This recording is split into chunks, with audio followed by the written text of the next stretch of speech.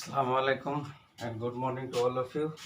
আশা করি সকলোৱে ভালে আছে ঘৰতে আছে আৰু নিৰাপদে আছে তো আজি আমি আলোচনা কৰিবলৈ লৈছো ডিজিলেশ্যন অফ পাৰ্টনাৰশ্বিপ ফাৰ্ম অংশীদাৰী ব্যৱসায় প্ৰতিষ্ঠানৰ অৱসান ইতিমধ্যে ইয়াৰ ওপৰত মই প্ৰথম ক্লাছটো জাৰ্নেলিটিছখিনি অৰ্থাৎ জাবাদাৰ প্ৰৱিষ্টিখিনি মই আলোচনা কৰিছোঁ কেইটামান জাবাদাৰ প্ৰৱিষ্টি ৰৈ গৈছিলে সেইখিনি মই অডিঅ' ক্লাছত তোমালোকক দিছোঁ আজি মই তোমালোকক practically at the time of dissolution of a partnership firm how the books of the firm are closed হিচাপৰ বহিসমূহ কেনেকৈ সামৰা হয় এই সম্পৰ্কে মই তোমালোকক প্ৰেক্টিকেলি দেখুৱাম সেইকাৰণে মই এটা ইলাষ্ট্ৰেশ্যন লৈ আছোঁ ইলাষ্ট্ৰেশ্যন লৈছোঁ মই তোমালোকৰ বুকছ চেনিৰামৰ পৰা লৈছোঁ মই ইলাষ্ট্ৰেশ্যন 1ৰ পৰা লৈছোঁ যে A B are partners sharing profit in the ratio of 3:2 দুজন অংশীদাৰ আছিলে এ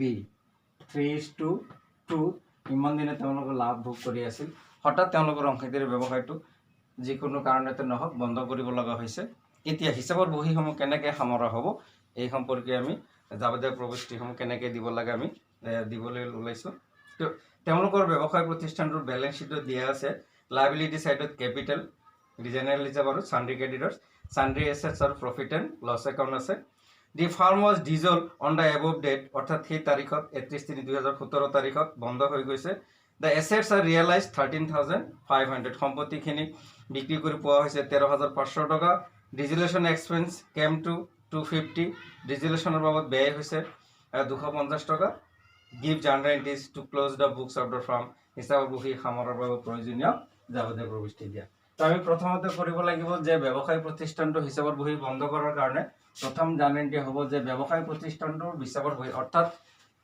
লাষ্ট বেলেঞ্চ শ্বীটত যিখিনি সম্পত্তি আৰু দেনা আছে এক্সেপ্ট জেনাৰেল ৰিজাৰ্ভ প্ৰফিট অৰ লছ সেইকেইটা বাদে বাকি যিখিনি আছে সেইখিনি আমি ৰিয়েলাইজেশ্যন একাউণ্টত ট্ৰান্সফাৰ কৰি হিচাপসমূহ সামৰিব লাগিব তো বেলেঞ্চ শ্বীট এছেট সাইডত দিয়া আছে সান্ড্ৰি এছেটছ আছে 17,000 টকা গতিকে আমি সম্পত্তিখিনি ৰিয়েলাইজেশ্যন একাউণ্টত ট্ৰান্সফাৰ কৰি বন্ধ কৰিম তাৰ বাবদ প্ৰয়োজনীয় জাবাদাৰ প্ৰৱিষ্টি realisation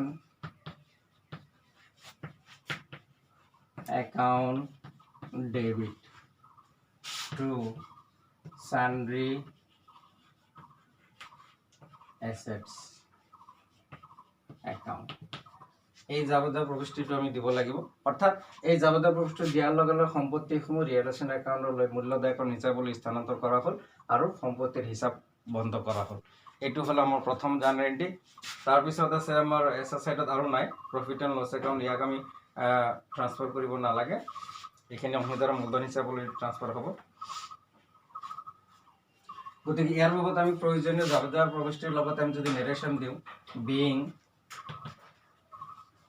assets closed and transfer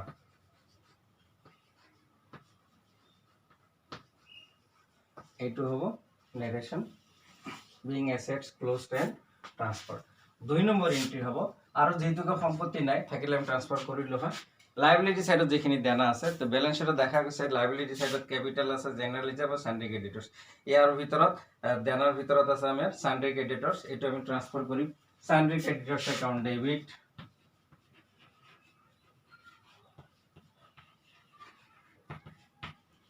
সান্ড্ৰি creditors account debit through realization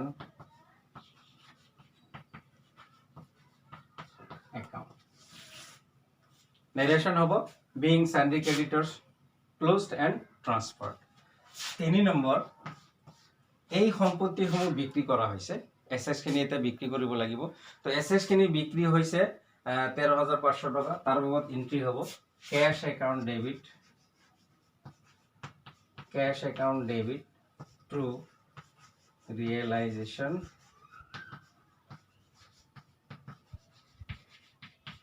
account narration hobo being assets realized তো এটা দেখা গৈছে যে ব্যালেন্স শ্বীটত যিখিনি সম্পত্তি আছে প্ৰথমতে সম্পত্তিখিনি ৰিয়েলাইজেশ্যন একাউণ্টত ট্ৰান্সফাৰ কৰি হিচাপ বন্ধ কৰিব লাগে 2 নম্বৰ দেনা যিখিনি আছে দেনাখিনি ট্ৰান্সফাৰ কৰি দেনাৰ হিচাপ বন্ধ কৰিব লাগে আৰু 3 নম্বৰ সেই সম্পত্তিসমূহ বিক্ৰী কৰিব লাগে আৰু 4 নম্বৰ বিক্ৰী সংক্ৰান্ত যদি কোনো ধৰণৰ খৰচ আছে ডিজলেশ্যন এক্সপেন্স এই সম্পত্তিসমূহ বিক্ৰী কৰোঁতে বিক্ৰী সময়ত যদি খৰচ আছে সেইখিনি খৰচটো আমি আদায় দিম। তাৰ কাৰণে এন্ট্ৰি হ'ব realisation account debit two cash account. আমি দেখা পাইছোঁ যে ডিজুলেশ্যন এক্সপেন্স হৈছে, অৰ্থাৎ ব্যৱসায়টো বন্ধ কৰাৰ সময়ত যিটো ব্যয় হৈছে এই সম্পত্তিসমূহ বিক্ৰী কৰাৰ সময়ত 250 টকা 250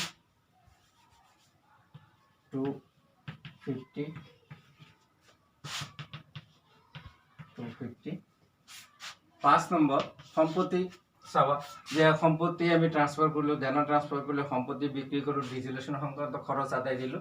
5 নম্বৰ এতিয়া দেনা থাকিলে দেনা পৰিশোধ কৰিবলৈ যিটো চান্ড্ৰি ক্ৰেডিটৰ্ছ আছিলে, চান্ড্ৰি ক্ৰেডিটৰ্ছখিনি যেতিয়া আমি পৰিশোধ কৰিম তেতিয়া হ'ব realisation account debit two cash account. তো চান্ড্ৰি ক্ৰেডিটৰ্ছ আছিলে আমাৰ কিমান টকা? টকা কেইটা মই লিখাই নাছিলোঁ। টকাৰ ঘৰ আছে, চান্ড্ৰি এছেটছ আছিলে 17,000 টকা, 17,000 টকা। তাৰপিছত চান্ড্ৰি ক্ৰেডিটৰ্ছ আছিলে 7,500 টকা, 7,500 টকা। আৰু ডিজুলেশ্যন সম্পত্তিসমূহ বিক্ৰী কৰিছোঁ আমি 13,500 টকা, 13,500 টকা বিক্ৰী হৈছে। তাৰপিছত ডিজুলেশ্যন এক্সপেন্স 250 টকা। এতিয়া আমি ডিজুলেশ্যন এক্সপেন্স আদায় দিয়াৰ পিছত তৃতীয় পক্ষৰ দেনাখিনি পৰিশোধ কৰিব লাগে। এতিয়া তৃতীয় পক্ষৰ দেনাৰ ভিতৰত দেখা গৈছে মাত্ৰ চান্ড্ৰি ক্ৰেডিটৰ্ছ আছে। তো চান্ড্ৰি ক্ৰেডিটৰ্ছ যিমান টকা আছিলে সিমানে পেমেণ্ট হ'ব 7,500 টকা, 7,500 টকা। 6 নম্বৰ দেনা পৰিশোধ কৰা হৈ গ'ল। এতিয়া দেখা গ'ল যে সম্পত্তিখিনি আমি বিক্ৰী কৰিছোঁ, দেনাখিনি আমি পৰিশোধ কৰিছোঁ। এইখিনি কৰোঁতে আমাৰ ব্যৱসায় প্ৰতিষ্ঠানটোৰ লাভ বা লোকচানৰ প্ৰশ্ন আহিব পাৰে যে ব্যৱসায় প্ৰতিষ্ঠানৰ সম্পত্তি আছিলে 17,000 টকা, কিন্তু আমি বিক্ৰী কৰি পালোঁ 13,500 টকা। দেখা গৈ আছে আমাৰ লছ হৈ আছে যে 17,000 টকাৰ সম্পত্তি, 17,500 টকাৰ সম্পত্তি আমি বিক্ৰী কৰিলোঁ 13,500 টকা। লগতে এই 13,500 টকা বিক্ৰী কৰিবলৈ যাওঁতে আমাৰ 250 টকা খৰচো হৈছে 250। গতিকে মুঠ খৰচ 0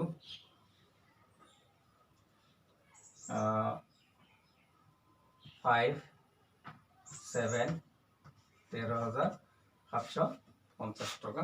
গতিকে ইয়াৰ পৰা 13,750 টকা যদি আমি বাদ দিওঁ 0, 10 পৰা 5 গ'লে 5, 14 পৰা 7 গ'লে 7, 6 পৰা 3 গ'লে 3, গতিকে 3,750 টকা আমাৰ দেখ ইয়াতে লছ হৈ আছে। 3,750 টকা 3,750 টকা লছ হৈছে। কেনেকৈ লছ হ'ল? যে সম্পত্তি আছিলে 17,000 টকা, সেই 17,000 টকাৰ সম্পত্তি আমি বিক্ৰী কৰি পাইছোঁ 13,500 টকা। চাবা মই যদি এনেকৈ লওঁ 17,500 টকাৰ সম্পত্তি বিক্ৰী কৰিছোঁ আমি 17,500 কি 17,500 নহয়, 17,000 টকাৰ সম্পত্তি,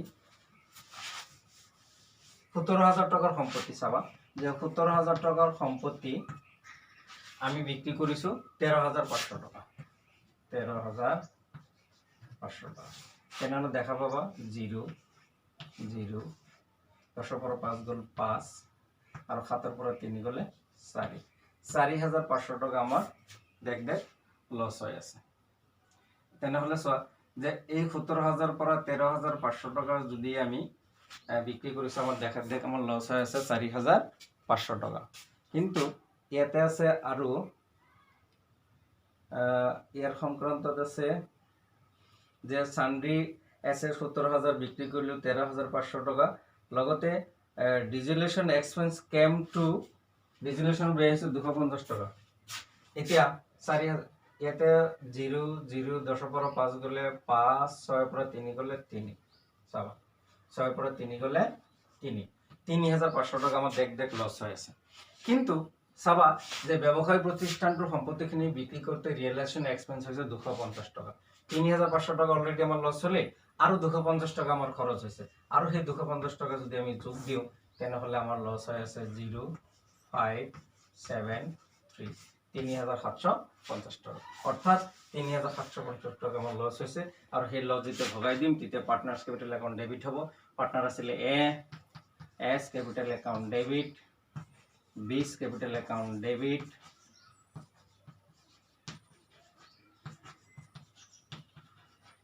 টু রিয়েলাইজেশন অ্যাকাউন্ট। কিমান টকা লাভ পালো? ৩৭৫০ টাকা। এই ৩৭৫০ টাকা তেওঁলোকৰ যিটো ৰেচিঅ' আছিলে 3:2, এই 3:2 মতে যদি আমি ভগাই দিওঁ ৩৭৫০ টাকা এজনৰ ভাগত পৰে ২২৫০ টকা, এয়া লোকচান বহন কৰিব লাগিব ২২৫০ টকা, আৰু এওঁ বহন কৰিব ১৫০০, গতিকে ৩৭৫০ টকা। এইখিনি আছিলে আমাৰ চাব সম্পত্তি ক্লোজ ডাউন, দেনা ক্লোজ ডাউন, সম্পত্তি বিক্ৰি, বিক্ৰি সংক্ৰান্ত খৰচ আদায়, তৃতীয় পক্ষৰ দেনা পৰিশোধ, তাৰপিছত লাভ হৈছে না লোকচান হৈছে এই সংক্ৰান্তত আমি জাননীটো দিছোঁ। নেক্সট জাননীটো হ'ব যে ব্যৱসায় প্ৰতিষ্ঠানটোত যিখিনি আনডিষ্ট্ৰিবিউটেড ৰিজাৰ্ভ বা প্ৰফিট আছে সেইখিনি আমি প্ৰয়োজনীয় জাবদাৰ প্ৰৱিষ্টি দিম। ইতিমধ্যে বেলেঞ্চ শ্বীটত দেখা গৈছে ৰিজাৰ্ভ আছে, প্ৰফিট এণ্ড লছ একাউণ্ট আছে। তো ৰিজাৰ্ভখিনি ভগাই দিওঁতে আমি জাননী দিম ৰিজাৰ্ভ। তো রিজার্ভত আছে আমার জেনারেল রিজার্ভ আছে ২৫০০ টাকা। জেনারেল রিজার্ভ যেটা ভগাই দিয়া হব general reserve account debit two partners, মানে এস ক্যাপিটাল অ্যাকাউন্ট টু বিস ক্যাপিটাল অ্যাকাউন্ট। জেনারেল রিজার্ভ আসলে আমি দেখা পালো জেনারেল রিজার্ভ আসলে ২৫০০ টাকা। ২৫০০ টাকা ৩:2 যদি ভগাই দিওঁ ৫ ২৫০০ ৫ বা ৩ ৫ ১৫০০, এওঁ ভাগত পৰিব ১৫০০, এওঁ ভাগত পৰিব ১ ভগাই দিলোঁ general reserve. Next profit and loss account debit balance আছে, অর্থাৎ এসএসআইত আছে ৫০০০ টাকা। ইয়াক যেতিয়া ভগাই দিম তেতিয়া তেওঁলোকৰ মূলধন হিচাপ ডেবিট হ'ব। A's capital account debit, B's capital account debit to profit and loss account. तो देखा पाई आसा जे ইয়াত অংশীদাৰৰ মূলধন হিচাপ ডেবিট হৈছে। কিয় ডেবিট হৈছে? যে লোকচান বহন কৰিব লগা হৈছে, লোকচান ভগাই ল'ব লগা হৈছে। সেই লোকচানে তেওঁলোকৰ মূলধনৰ পৰিমাণ কমাই দিয়ে, মূলধনৰ পৰিমাণ যেতিয়া কমায় ডেবিট হয়। সেইকাৰণে এই ৫০০০ টাকা যেতিয়া ভগাই দিম তেওঁলোকে ৩:2 মতে এজনে পাই আছে ৩০০০ আৰু এজনে পাই আছে ২০০০।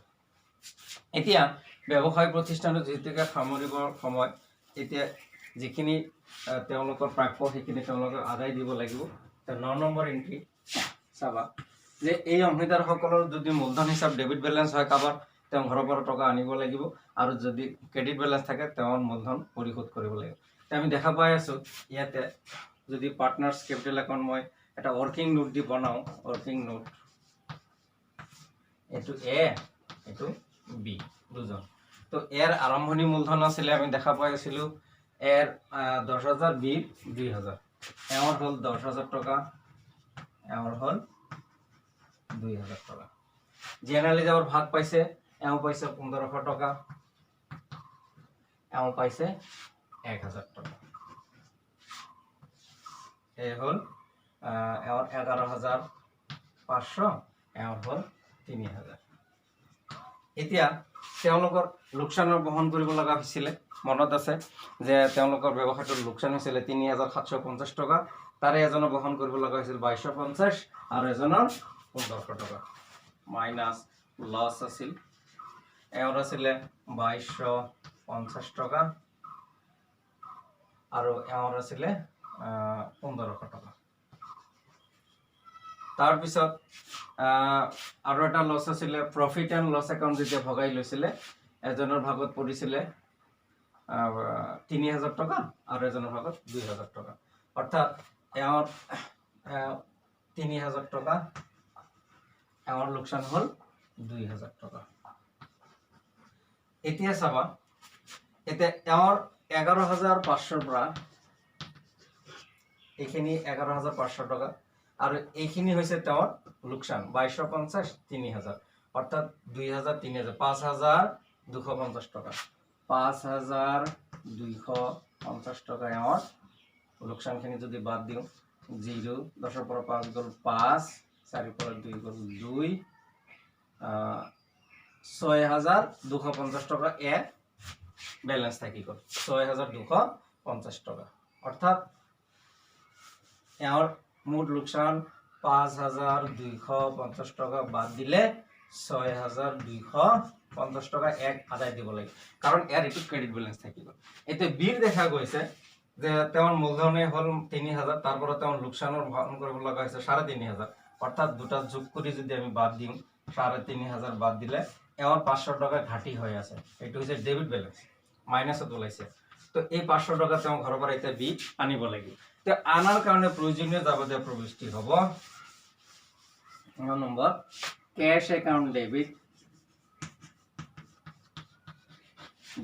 তো 500 টাকা আনিব লগা হৈছে টু 20 ক্যাপিটাল অ্যাকাউন্ট আনিব লগা হৈছে তো ঘাটি আছে যেহেতুকে 10 নম্বৰ এৰ যেহেতুকে ক্ৰেডিট ব্যালেন্স আছিল এক পৰিশোধ কৰিব লাগিব গতিকে এক যেতিয়া পৰিশোধ কৰা হ'ব তেতিয়া হ'ব এস capital account debit two cash account তো এর আমি হিসাব কৰি চাইছিলো যে এক কিমান টাকা দিব লগা হৈছিল এর পাইছিলো 6250 টাকা অর্থাৎ আমাক দিব লগা আছে 6250 টাকা 6250 টাকা এই যে এনেকে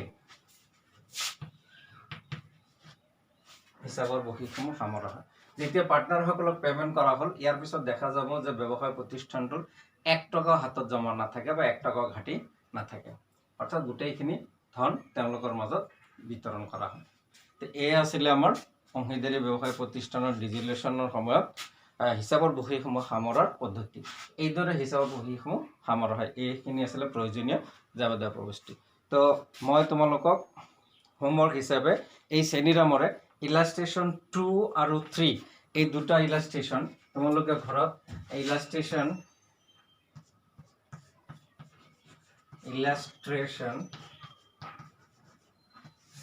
2 and 3 এই দুটা ইলাষ্ট্ৰেশন শ্ৰেণীৰামৰ ইলাষ্ট্ৰেশন 2 and 3 ডিজিলেশ্যনৰ পাৰ্টনাৰশ্বিপ এই দুটা ইলাষ্ট্ৰেশন তোমালোকে ঘৰত ভালকে চাবা দুইবাৰ তিনিবাৰ চাই উঠি নিজে কিতাপৰ আনসাৰ নচোৱাকে জানৰেন্টি যদি দিব দিছে জানৰেন্টি কেটা কৰিবা যেহেতুকে এই কোৱেশ্চনটো কোৱা হৈছে চালে গম পাইছো জানৰেন্টি দিব দিছে গতিকে তোমালোকে জানৰেন্টিখিনি দিয়াৰ কাৰণে চেষ্টা কৰিবা আৰু কোনো জানৰেন্টি যদি বুজাত অসুবিধা হৈছে তেনেহলে তোমালোকে খন্তেক পলম নকৰি লগে লগে মোৰ লগত যোগাযোগ কৰিবা কিয় জানৰেন্টি ডেবিট হৈছে কোনটো ক্ৰেডিট হৈছে বা এমাউন্ট কিমান ক্যালকুলেশনত প্ৰবলেম হৈছে এইখিনি মোৰ পৰা তোমালোকে ফোন কৰি কনসেপ্ট ক্লিয়াৰ কৰিব বুলি আশা ৰাখি মই আজি এইখিনিতে সমাপ্ত কৰিছো ধন্যবাদ।